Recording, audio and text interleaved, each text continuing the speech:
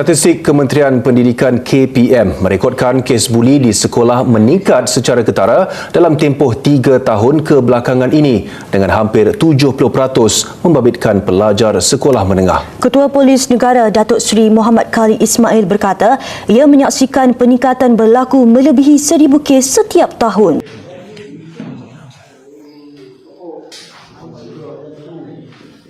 Dalam dunia yang semakin mencabar hari ini, isu keruntuhan adab dan etika sering menjadi perbincangan. Namun, di sebalik cabaran ini, guru memainkan peranan yang besar sebagai ejen pembentukan etika dan peradaban dalam kalangan masyarakat.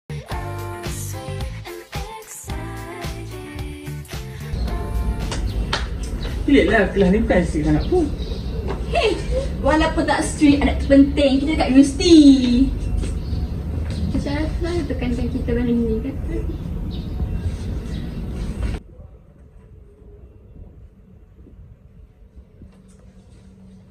Melalui contoh, teguran dan kehadiran seorang guru, nilai adab dan etika mula dibentuk dalam kalangan pelajar sama ada secara sedar atau tidak. Berdasarkan lakonan yang telah kami persembahkan sebentar tadi, kita dapat melihat bagaimana peranan guru bukan sahaja terhad kepada pengajaran akademik tetapi juga dalam membentuk sikap, nilai dan tingkah laku pelajar.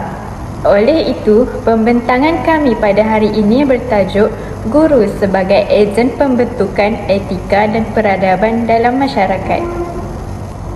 Secara ringkasnya, guru memainkan peranan penting dalam membentuk etika dan peradaban melalui didikan, nasihat serta teladan yang baik, yang akhirnya memberi kesan kepada pembentukan masyarakat yang berakhlak dan beradab. Melalui pembentangan ini, kami akan menjelaskan dengan lebih lanjut bagaimana guru berperanan sebagai ejen utama dalam pembentukan etika dan peradaban dalam masyarakat.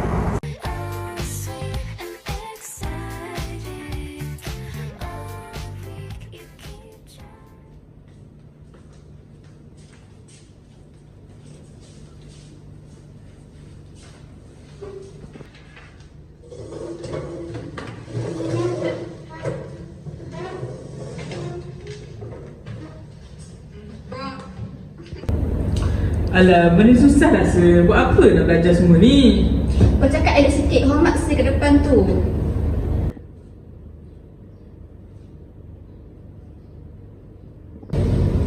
Ilmu bukan sekadar untuk belajar kebiasaan, tapi untuk bentuk siapa diri awak tu sebenarnya.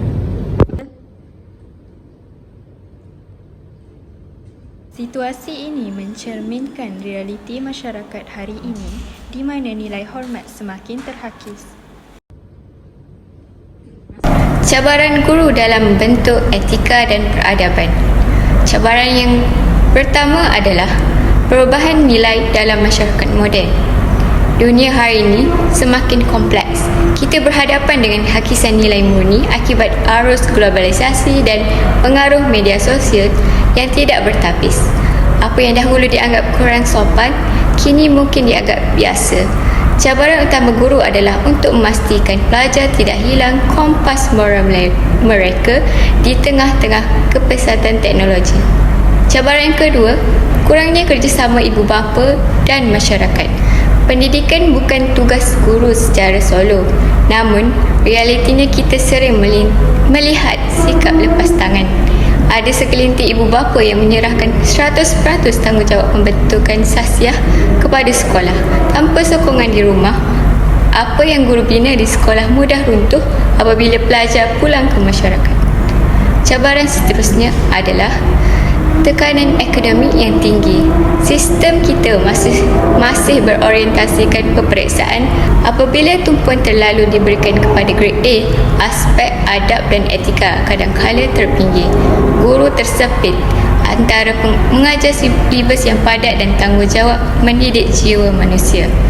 Jadi, bagaimana cara untuk mengatasinya? Pertama, melalui latihan profesional yang berterusan agar guru relevan dengan isu semasa. Kedua, gunakan pendekatan holistik iaitu didiklah dengan hati, bukan sekadar buku teks. Sebagai pelajar lebih penting daripada ilmu. Cara kita bercakap dan bertindak sangat mencerminkan siapa pribadi kita.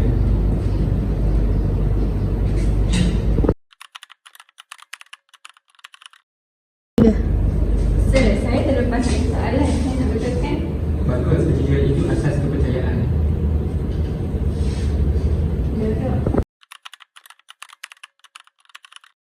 Dua, tiga. Tiga.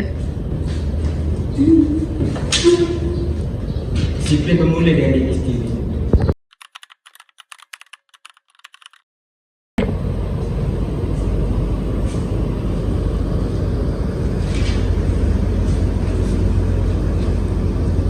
Sir, semua dasar dah lengkap.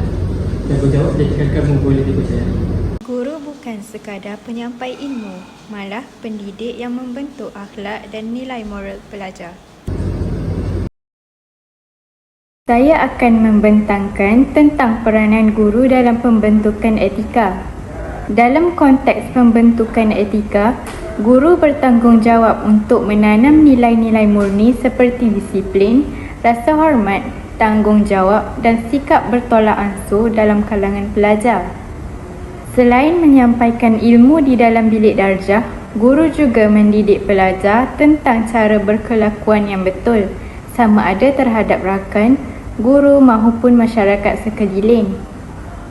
Oleh itu, melalui pendekatan yang berhemah dan beretika seperti yang ditunjukkan dalam lakonan tadi, guru dapat membantu membentuk pelajar yang berakhlak mulia dan berperibadi baik, seterusnya menyumbang kepada pembentukan masyarakat yang beradab.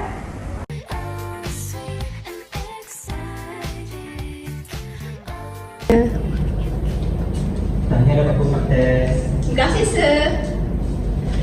Tak adil lah, sir. Kita bincang dengan baik. Semua masalah boleh diselesaikan dengan adab.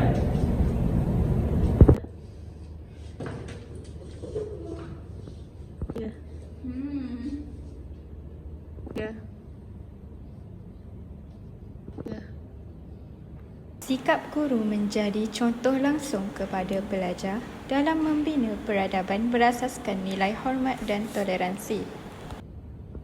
Terdapat pelbagai strategi yang guru boleh lakukan dalam membentuk etika dan peradaban dalam kalangan pelajar. Yang pertama, mengintegrasikan nilai dalam pembelajaran. Guru boleh menerapkan nilai murni kepada pelajar secara merentas kurikulum dalam semua subjek seperti sains atau matematik, bukan hanya dalam subjek pendidikan moral atau agama, bagi membuktikan bahawa etika adalah asas kepada semua bidang ilmu. Guru juga boleh mengaitkan topik pelajaran dengan realiti kehidupan supaya pelajar memahami kepentingan etika secara praktikal.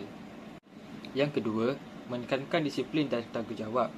Guru boleh melatih pelajar untuk konsisten mematuhi peraturan dan menepati masa bagi membina jati diri serta integriti yang kukuh yang bertujuan melahirkan warga negara yang patuh undang-undang serta menghormati hak orang lain dalam masyarakat.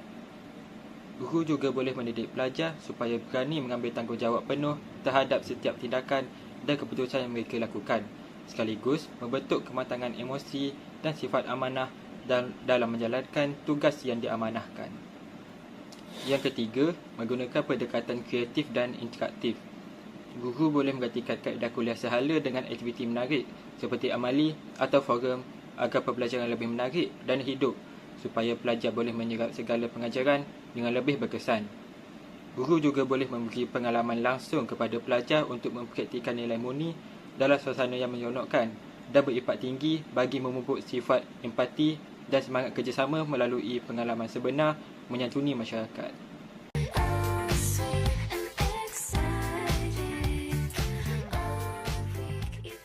Saya minta maaf, sir. Saya sedar kesalahan saya.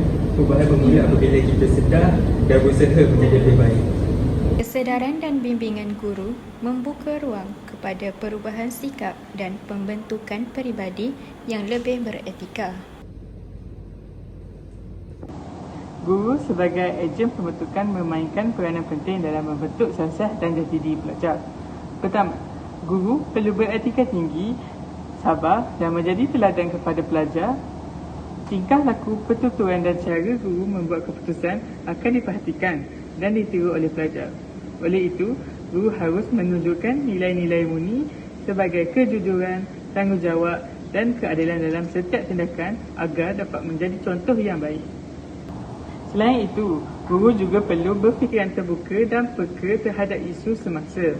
Sikap ini membolehkan guru memahami perubahan sosial, teknologi dan cabaran yang dihadapi oleh pelajar pada masa kini. Dengan pemikiran yang terbuka, guru dapat menerima kepelbagaian pandangan serta mengaitkan pengajaran dengan situasi sebenar, sekaligus menjadikan pembelajaran lebih relevan dan bermakna. Akhir sekali, guru harus mampu membimbing pelajar dalam menghadapi cabaran sosial dan moral. Guru bukan sahaja menyampaikan ilmu akademik, tetapi turut berperanan sebagai pembimbing dan penasihat. Melalui bimbingan yang berterusan, guru dapat membantu pelajar membuat keputusan yang betul, membentuk nilai moral yang kukuh serta menjadi individu yang bertanggungjawab dalam masyarakat.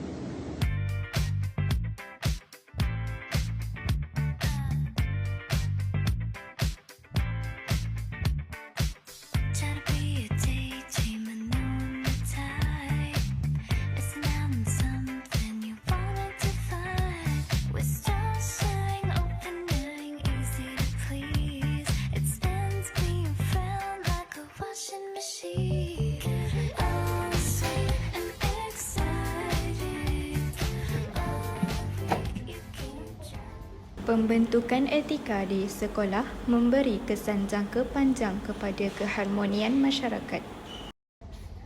Pelajar hari ini lebih beradab dan bertanggungjawab. Ini adalah hasil dari didikan seorang guru. Apabila kita membincangkan tentang peranan guru, tanggungjawab mereka sebenarnya tidak terhad dalam bilik darjah sahaja. Guru merupakan ejen penting dalam pembentukan peradaban masyarakat secara menyeluruh. Melalui proses pengajaran dan pembelajaran, guru menyumbang kepada kemajuan budaya dan sosial dengan menanam nilai-nilai murni seperti hormat menghormati, tanggungjawab, kerjasama dan toleransi dalam diri pelajar. Nilai-nilai ini kemudiannya dibawa keluar dari sekolah dan diamalkan dalam kehidupan bermasyarakat. Selain itu, guru juga berperanan menggalakkan masyarakat berperilaku positif melalui pelaksanaan pelbagai program di peringkat sekolah dan komuniti. Contohnya, guru sering menjadi penggerak utama dalam aktiviti gotong royong yang bukan sahaja membersihkan kawasan sekolah, malah memupuk semangat perpaduan dan kerjasama dalam kalangan pelajar serta penduduk setempat. Di samping itu, penlibatan guru dalam kempen kebersihan dan kempen kesedaran sosial membantu membentuk masyarakat yang lebih peka terhadap isu alam sekitar, kesihatan awam dan tanggungjawab sosial. Melalui bimbingan guru, pelajar belajar untuk menjadi individu yang beretika, berdisiplin dan prihatin terhadap kesejahteraan masyarakat. Kesimpulannya, guru memainkan peranan yang sangat signifikan dalam membentuk peradaban masyarakat dengan mendidik generasi muda agar menjadi warga negara yang berbudaya, berakhlak dan bertanggungjawab.